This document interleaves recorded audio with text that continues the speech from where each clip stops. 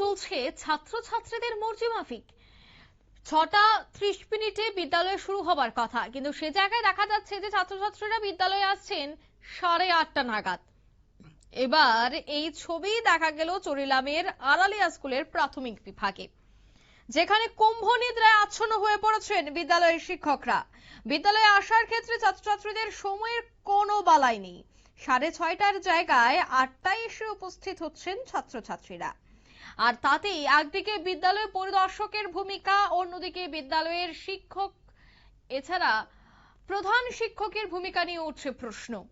যদি বিদ্যালয় পরিদর্শক তাদের সঠিক ভূমিকাটা পালন করে, তবে কিভাবে এই পরিস্থিতি তৈরি হচ্ছে বা এই চিত্র ক্যামেরাবন্দী হলো?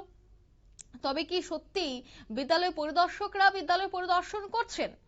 অন্যদিকে বিদ্যালয়ে উপস্থিত বা দায়িত্বে থাকা শিক্ষক বা প্রধান শিক্ষক তিনিও বা কি করছেন? তারা বিদ্যালয়ে থাকার পরেও কিভাবে ছাত্রছাত্রীরা মর্জি মাফিক 8টায় আসছেন বিদ্যালয়ে? কি উঠে আসছে শোনাবো একবার।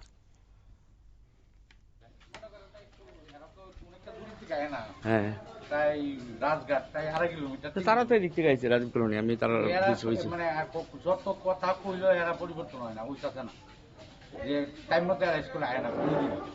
স্কুলের একটা শৃঙ্খলা আছে না। আমি তো প্রাণ চেষ্টা করি এরা রুল দিনই কর। আমরা তো ক্লাস শুরু করে দিই, এমন কিছু কিছু স্টুডেন্ট রুল দিনেই এমন দেরি করে। তো আপনারা শিক্ষক অভিভাবক মিটিং এ জানানো হয়েছে, যেমন আপনার একটা স্টুডেন্ট আছে একটু ফিজিক্যালি একটু ডিস্টার্ব আছে। হ্যাঁ, দেরি হইলে কোনো সমস্যা নেই। কইছে আমাদের যে 7:30টার সময় না দিয়া দেব। হ্যাঁ, দেরি তাইলে ঠিক আছে, কোনো অসুবিধা আছে 7:30টার সমস্যা নেই। বাকিরা কিছু আছে অল্প সংখ্যক কিছু স্টুডেন্ট আছে আর একটু দেরি করে। দেরি তো 6:30 হইলে এখন 8টা বাজে প্রায়। আমি কি 1.5 ঘন্টা। আমি তো এরারে তো আমি কইতাছি রুল প্রত্যেকদিনই কর। এটা কোন আপনারা শুনলেন যে রোজ বলা হয়, তারপরেও 8টায় উপস্থিত হয়। কিন্তু শহরাঞ্চলের যে বিদ্যালয়গুলি রয়েছে সেখানে যদি 6:30টায় বিদ্যালয় শুরু হবার কথা, 6:30টার মধ্যে যদি তারা বিদ্যালয়ে উপস্থিত না হয়, তবে বিদ্যালয়ের মূল ফটক তালা লাগিয়ে দেওয়া হয়, ভেতর থেকে আটকে দেওয়া হয়।